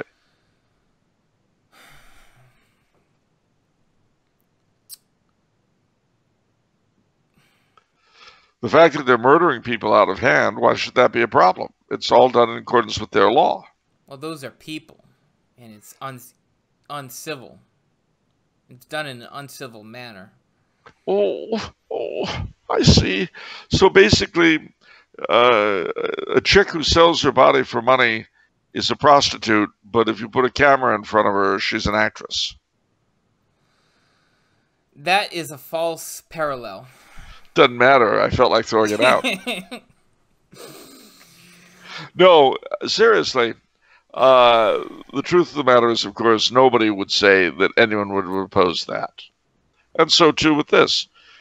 If the United States were ever invaded by anybody with the intention of ending abortion, if that was their goal, especially if we could prove it by ending abortion and they'd stop, I would be hard put to oppose them. Now, if the Pope was simply invading to extend the Papal States, like Urban VIII in Imola, oh yeah, it would be moral to fight against him. To fight against the Pope. Yeah. What a strange alternate world. Well, see, that's actually happened, though. When the popes had temporal power, they sometimes attacked Christian princes, usually excommunicating them first, which is why by the time Luther came along, there had been a good 100 years of that, the Borgias and so forth. And so people weren't quite so impressed with excommunication as they had been. Yeah, that just makes me... We like to think that, our problems are the worst problems and we have the hardest dilemmas and the strangest dilemmas. What about that dilemma that we just talked about? That's a weird one. I don't want to deal with that one. No, ours are the worst that have ever been. No, I mean... You've got the Pope declaring war on Christian princes? That's mind blown right there. Like, what do I do? I'll take you a step further. The Pope in the 1630s, although he didn't declare war on him, the Pope was a tacit ally of the King of Sweden against the Holy Roman Emperor. Why? Yeah. No, why? Oh, well, because the Holy Roman Emperor ruled northern Italy and southern Italy, and he wanted to break his monopoly of power in Italy. And the way to do that was to harass him where he was fighting in Germany. Was the King of Sweden a nice guy at the time? No. And he did terrible things to the church in Germany, but that didn't matter to the Pope. And then when the King of Sweden was defeated, he encouraged the King of France to get into the war against the Holy Roman Emperor. I don't like to think about these things. I want to idealize medieval times, and I want to say if we just were able to go back there, then everything would be fine in this sort of utopia system. See, and this is why the pandemic has made your life even harder, because the Renaissance Fair was supposed to open this weekend. You could have gone back, except you can't, thanks to the pandemic. I'm sorry. But it's worse than you think, because fast forward, in 1690, the Pope having been allied to France against the Holy Roman Empire, was now allied with the Holy Roman Empire against France. And because he was against France, he was also against France's ally, James II of England, and in favor of James's enemy, William of Orange. And so, when James was defeated at the Battle of the Boyne, and the news came to Rome, Pope Alexander VII sang the Te Deum. So every little Orangeman running around praising King Billy should be praising Pope Alexander as well. Ah, God bless Pope Alexander. Oh, Ulster will fight and Ulster will be right. Yeah.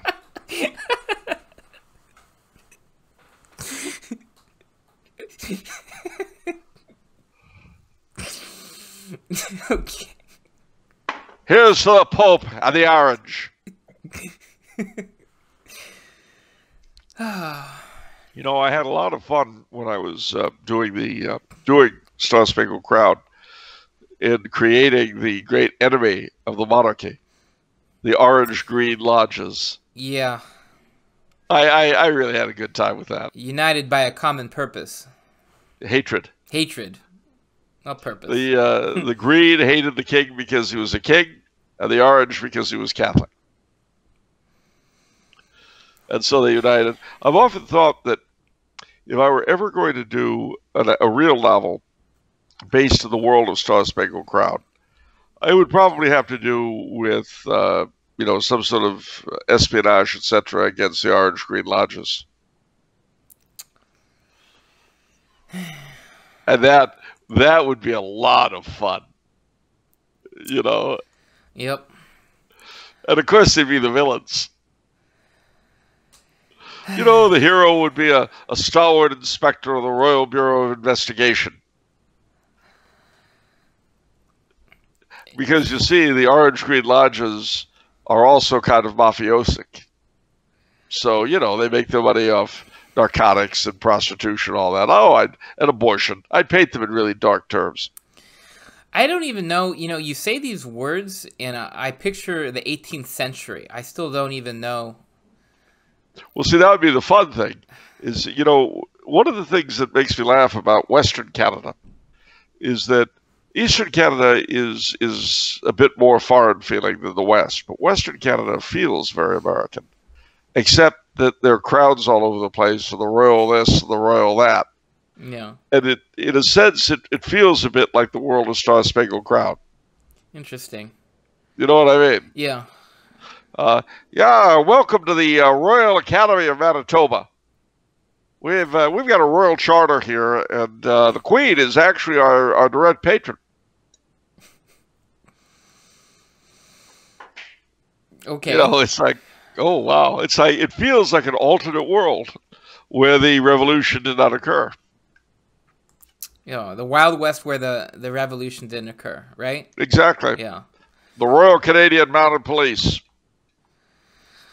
Did you ever see the movie, what was it called, Due South, the television program? No.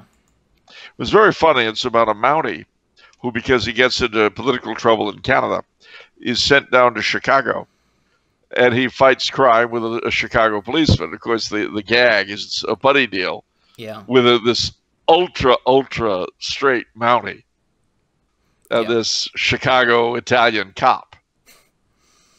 You know, it's funny as all get out. When did this happen? What decade? Oh, golly, 80s or 90s. Oh, okay.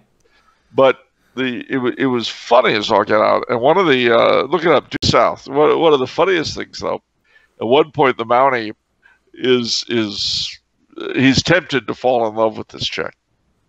But finally says, no, I can't. I'm sworn to another woman. So she goes off, and you see him go back to his room, and he looks up adoringly at a picture of the Queen. Yeah.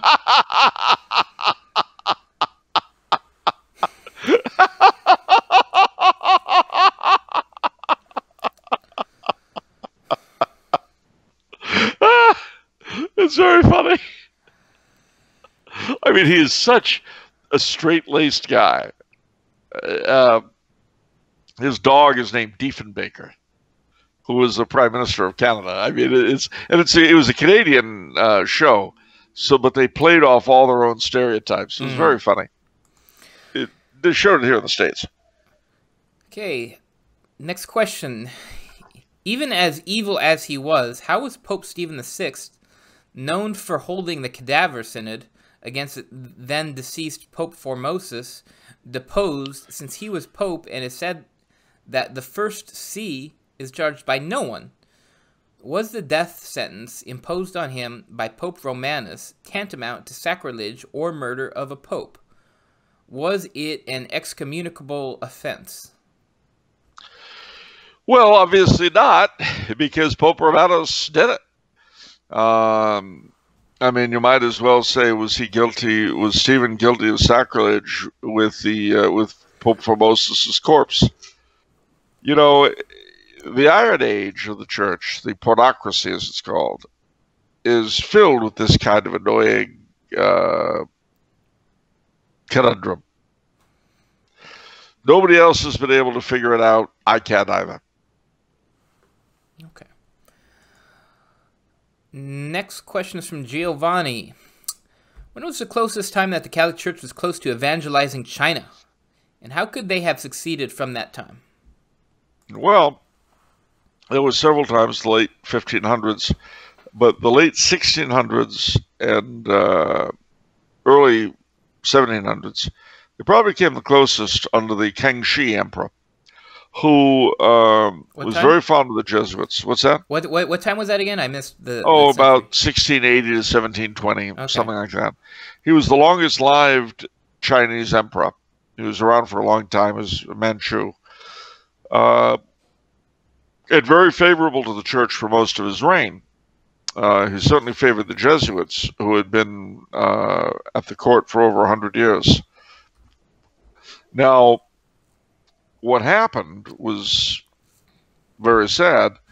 The Jesuits had developed over time the theory that Catholic Chinese could, without sacrilege or being pagan or anything, perform certain ceremonies honoring Confucius and their own ancestors and so on. Collectively, these things were called the Chinese rites. And the Jesuits pushed the Chinese rites. Now, the Dominicans opposed them, saying that they were pagan and so on and so forth.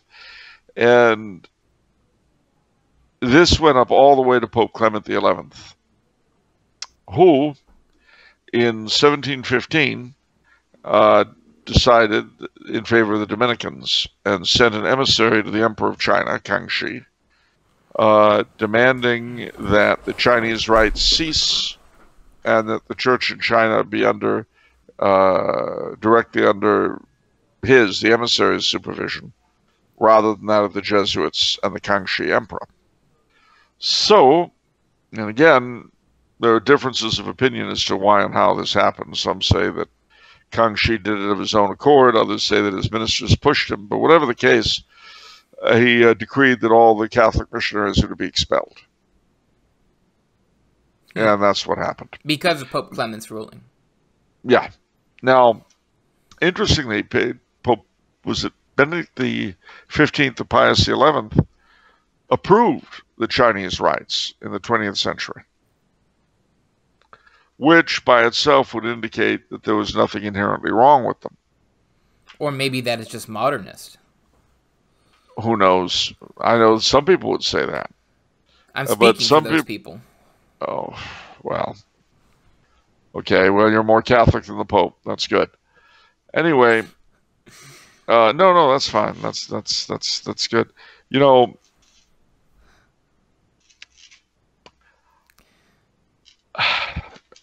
I'm not, in the immortal words of Cardinal Seepage, I'm not going down that rabbit hole. I never mind quoting Cardinal Seepage, you know, when he comes through the wall. But, at any rate, the Kangxi Emperor was very friendly to the faith. He wrote, as they say, a number of Catholic poems. And I think it was a major lost opportunity. But maybe not. All right, let's talk about whose side are you on, the Jesuits or the Dominicans on this? I tend toward the Jesuits, but I'm not infallible. So they're doing these Chinese, what is it, worship Rites. stuff? I mean, they call it rites, but it's a ceremony. Yeah, well, they're ceremonies. You know, well, look. I mean, isn't that pagan worship? Well, think of our Martin Luther King masses. Think of our Memorial Day masses. Think of our Thanksgiving Day masses. Are these... Those aren't deities, though.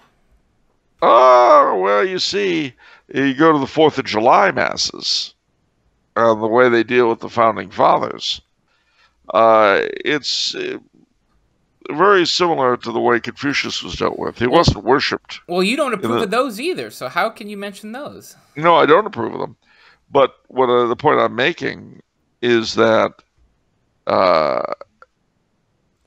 even though I don't approve of them, I also don't pretend that they're tantamount to pagan worship. And that's what, as I tell you, I'm not what you would call doctrinaire on the Chinese rites issue. I tend in favor of the Jesuits. But if somebody ever makes a really convincing case that Pius XI was wrong, I'll be very happy to listen to it. I see. So to me... And I like Chinese food. So I'm guessing that you're siding with the Jesuits on this because of the opportunity for evangelization that it afforded. Yeah, and the fact that you know, it could have led to the wholesale conversion of China by virtue of the conversion of the emperor. And as St. Francis Xavier rightly pointed out over a century before, the conversion of China would have huge repercussions in Japan and Korea and Vietnam. All of which are countries which, even now, take a lot of their cultural impetus from China. China, you know, plays in the Far East roughly the role that France played in Europe, culturally speaking. Where did St. Francis Xavier convert people? Lots of places. He started out in Socotra, which is an island off Arabia. It's now all Muslim. They were conquered in the 1700s. But he made a lot of converts there. Then he moved on to India, made lots of converts in India, to Ceylon, Sri Lanka. From there, he went to Malaya, and then into what we now call Indonesia, the Indies, then up to Japan. A lot of converts there. And then he realized that to complete the conversion of Japan, he needed to convert China. So he sailed to China, but died on an island in Canton Harbor without ever actually getting onto the mainland. But he baptized over 3 million people. And he had the gift of tongues. Ooh. And by St. Francis Xavier. Yeah, no, I didn't know that. Yeah. Now, by the gift of tongues, bear in mind, I don't mean to say he rolled around on the floor and nobody knew what he was saying. I mean, he could speak in front of crowds of people of different languages, and they all understood them in their own tongue.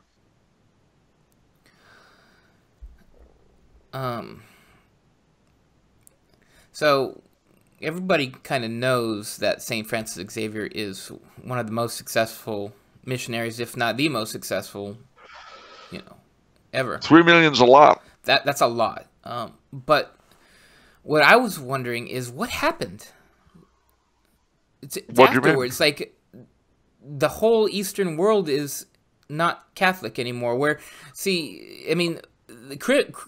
Christianity spread throughout Europe and it stayed there. And it was, relatively speaking, right? Yeah. And you see it in the culture, in the architecture. Whereas in the Eastern world, despite St. Francis converting everyone, there aren't really, remnants? I mean, are there remnants? Oh yeah, lots. There are indeed. In India, he's considered the second founder after St. Thomas. Wow. And in fact, he's entombed in Goa. But how did it disintegrate so badly? Well, a couple of things happened. In Japan, the Japanese shogun was convinced that the missionaries were simply softening Japan up to be annexed by Spain or Portugal. And so he outlawed the faith. And that led to some internal civil wars and so on until he won. And finally it became a persecuted hidden sect. But what told on the church in the rest of the countries was the arrival of the Dutch. Now the Dutch were not interested in converting heathens to Christianity, not initially. They were interested in destroying Catholicism. And so they conquered a lot of places that had been centers of Catholicism. They conquered Malacca in Malaysia. They conquered Ceylon, Sri Lanka. They conquered the various islands of the East Indies that the Portuguese had ruled. Now, the areas that the Portuguese held on to stayed heavily Catholic and still are. And the Philippines, of course, was converted by the Spanish. But the areas that had been Catholic, like in the Indies, like Ambon and Manado in northern Celebes, the Dutch converted those areas forcibly to Protestantism, and they remain that today. But they did nothing to extend Christianity, quote unquote, to the rest of their dominions until the 19th century. And then, of course, in India, first the Dutch and then the British were the enemy of the faith until the British became the absolute rulers of India. And then they sort of encouraged the faith, but then you had a division amongst the Indian Catholics between the pro-Portuguese and the pro-French, for want of a better word, for the propaganda fide. You had, for many, many years, up until the 50s, you had two hierarchies in India, Portuguese versus pontifical. So the Dutch, did you list the reasons? So we got in Japan Dutch? You had the shogun. Okay. You had the Dutch, who were a big, big problem in the Indies. Yeah. And then you had internal divisions between the Portuguese-oriented Catholics and the others. I see. Okay. Well, unfortunately, wherever you have human beings, you'll have strife and division. Why does it have to be that way, Charles? Ask Grandpa Adam and Grandma Eve. All right. The last question for today is from Ross. Greetings, gentlemen, from the very sunny yet cold Scottish Highlands. Arr. Arr.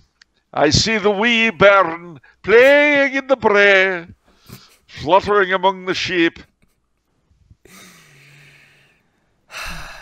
You do such a good Scottish accent. I mean, compared to your Italian. I don't think Ross will think so. Ross will think my Italian accent's much better.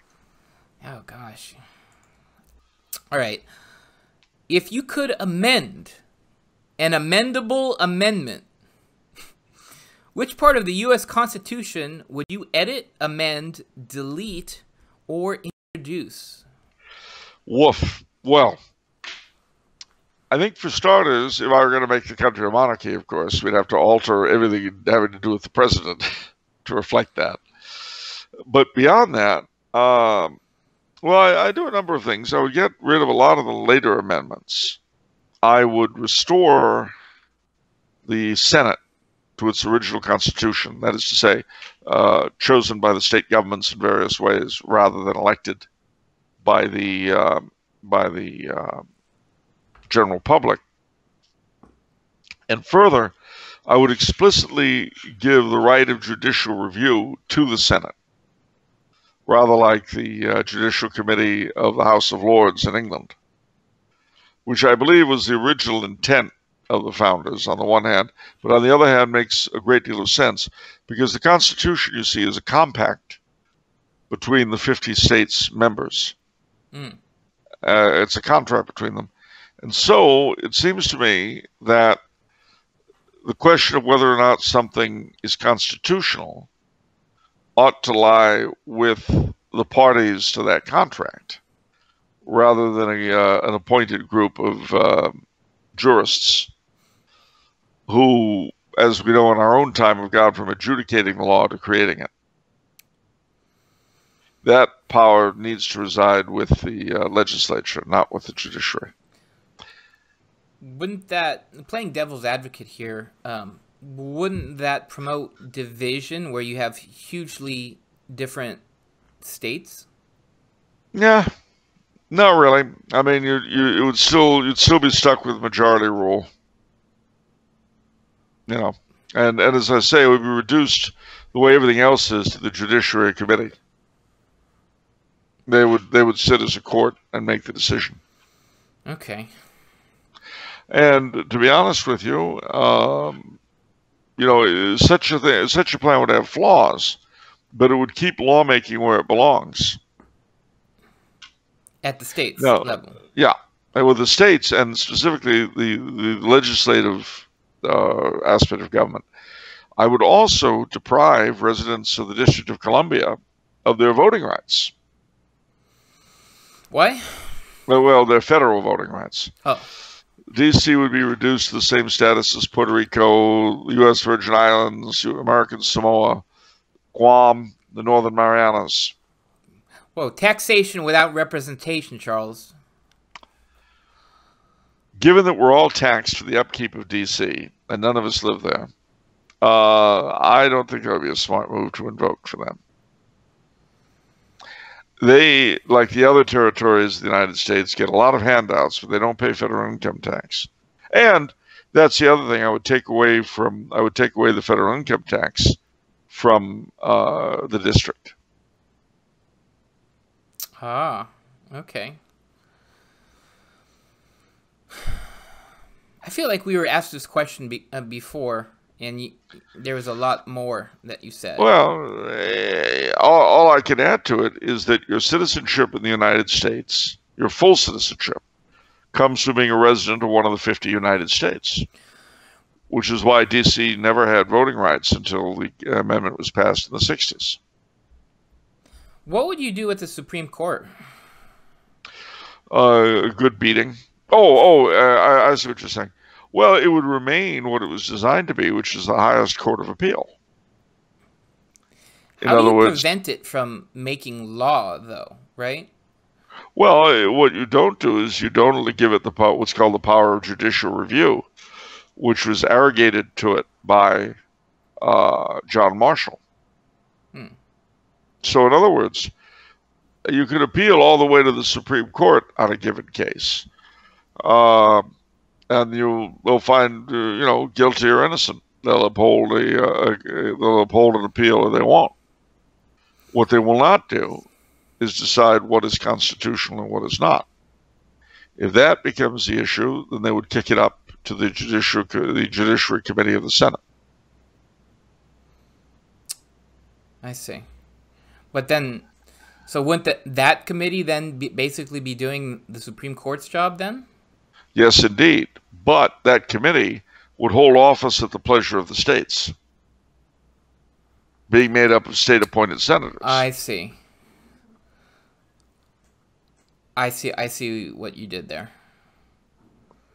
But wouldn't it, even though it upholds the contract between the states and the federal government, wouldn't it still suffer from the same problems that come with fallen human nature in postmodern times?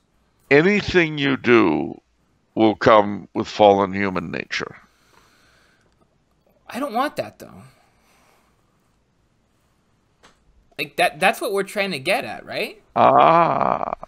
Okay, well, what we do is we slaughter all the human beings. And we replace them with a coalition of angels, space aliens, elves, and zombies. You're a monster. What's that? I said you're a monster. I'm a monster. You wanted to know how to get rid of the effects of fallen human nature. I gave you an easy, practicable way to do it. Get rid of the people. That's assuming aliens aren't fallen, too. Why are you biased in favor of aliens? I went to college in Roswell. And you know that when you matriculate at New Mexico Military Institute, well, you go through a process. Yeah?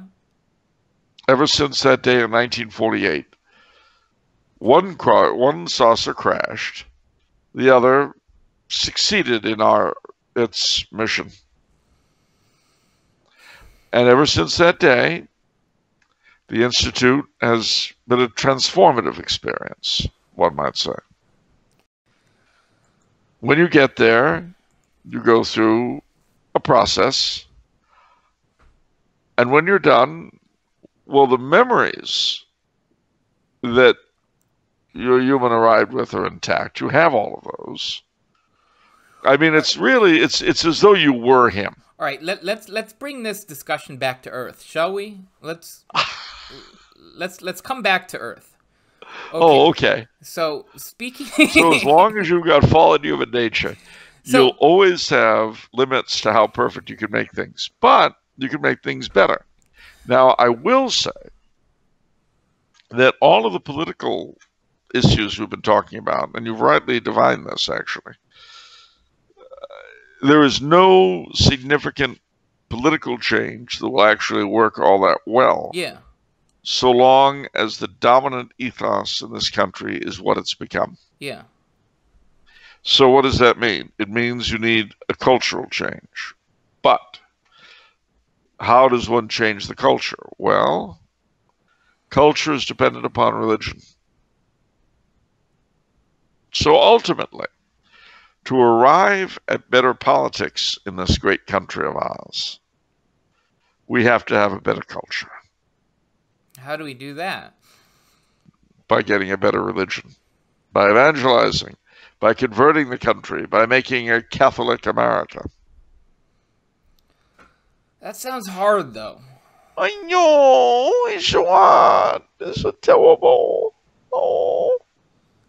Well, you could always do it the way we did at NMMI. How? What you do is you take the original human and what? You know what? I'm just going to stop you. That's just so You retain ridiculous. the memories intact. You reproduce the external appearance and as much of the internal appearance as necessary to pass muster.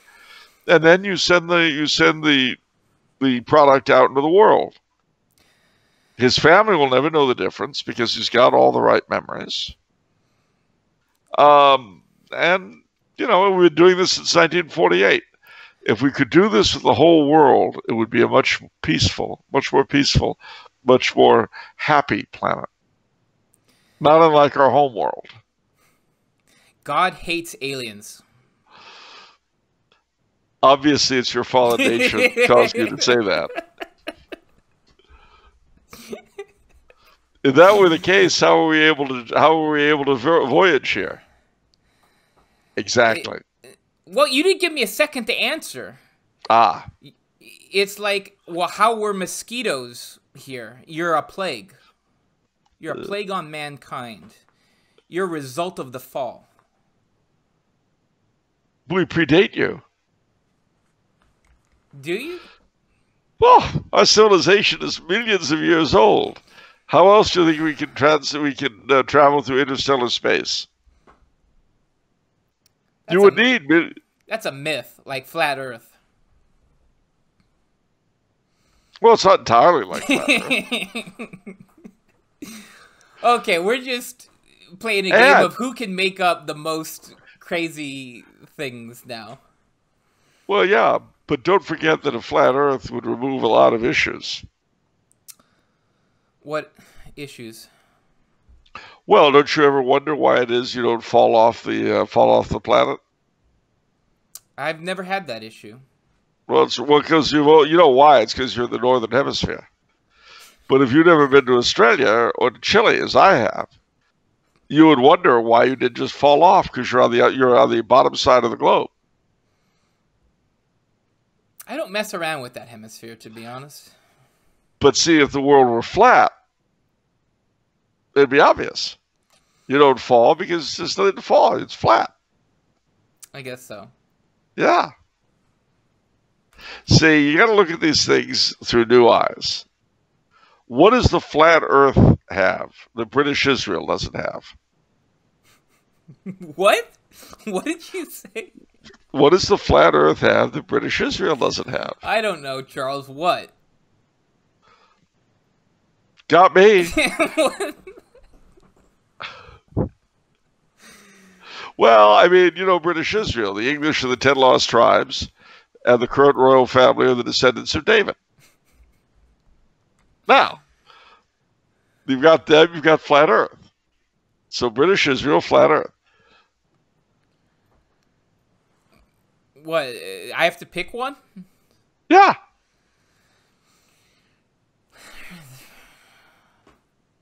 I'll go with British Israel. I'll go with British Israel. What about Mormonism and the 10 lost tribes go to America instead? Would you prefer British Israel or Mormonism? I don't know the entire mess that is Mormonism, so I'm going to go with British Israel. Well, you know, though, if you know Mormon theology, you're obviously pro-Mormon. Wait. If you know Mormon theology, you have to be pro-Mormon. Yeah, that's why I don't know it. I won't taint myself with that.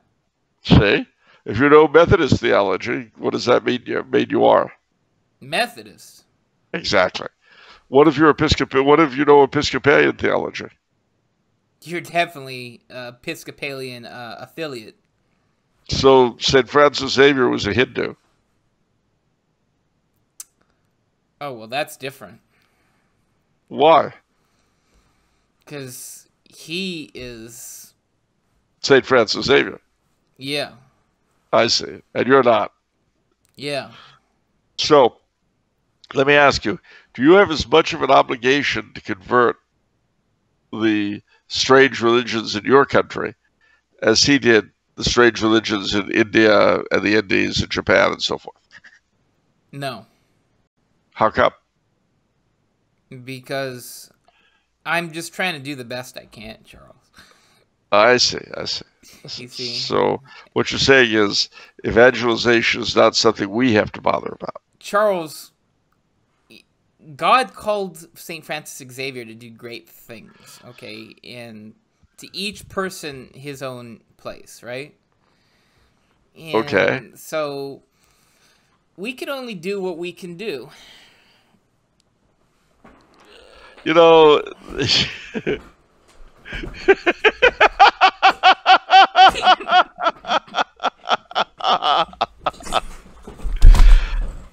I hate to tell you this, that grin was just like your brother's. Oh gosh, it was funny. Oh man. Well, I guess you're right. I don't know what I was thinking. Oh. It comes to being an alien replant, you know. Oh gosh. But there it is. I mean, ultimately, our country's problems are religious. And I'm going to take you a step further and say that no inhabitant of a heathen country, no Catholic inhabitant of a heathen country, I don't care if it's China, Japan, India, these United States, or anywhere, can really call himself a patriot if he does not try to do everything he can to convert his country. Because he doesn't really love it. That's hard, though, because you got to make waves. And people are sensitive. I know. It's so hard for little ones. So difficult. Yeah. But look at the bright side. I'll tell you a funny story. Years ago, I wrote for a magazine called Gnosis. Okay. It called itself a Journal of the Western Esoteric Tradition. But they would have me write articles on aspects of Catholicism, which I did, and I was happy to do so. Why? Not just because I got paid, although that was important too. You could tell they were a real Catholic publication because you always got paid on time, as much as they said you would. But beyond that, it was because it gave me the chance to reach an audience that was totally outside the Catholic sphere. And I got a lot of guff over it. And it was painful. But you know what made it all worth it for me? What? One day, I got a postcard from a lady in Asheville, North Carolina. And the postcard was of St. Lawrence's Basilica in Asheville. And she thanked me profusely because she said my articles at Gnosis had been a big part of her coming into the faith. Wow. And I read that. I thought, you know what? All that harassment was worth it. It was absolutely worth it. That I would do it again. Now, mind you, the funny part about it was that Gnosis got a lot of guff from various esoterically minded people because they said, that Charles Coulombe, you understand he's just there to proselytize. Gnosis is a bunch of crypto-Catholics. Well, I can tell you that was half right. Gnosis was by no means a bunch of crypto-Catholics, by any stretch. But I was there to proselytize. But they let me do it. And they paid me to do so. So, I am not ashamed. And I am not ashamed of the various places I have had to go, either to evangelize or to teach people how to evangelize. I have taken seminarians to a Masonic museum, to a Unitarian church, and to a Mormon temple, all for the purpose of showing them. You cannot evangelize what you do not know, and you cannot love what you do not know. And you have to love, ultimately, if you're going to evangelize.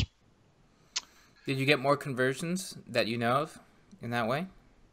Oh, yeah. Oh, yeah. Well, to tell you the truth, we, as in you and me, have had a part in quite a few in this venue. But it's hard work. And, of course, people never appreciate it. Especially the wise, wonderful ones who would never dream of dealing with non-Catholics because they don't really care for them. They don't really think of their souls as being in danger. They don't think, they basically shine it off. Well, there's a good Baptist, a good Methodist, etc., etc. Or, contrary-wise, he's simply beyond the pale and not worth thinking about. I don't know how many folk I know, trads, who think you'll go to hell if you go to the Novus Ordo, but if you're a devout Lutheran, you're okay.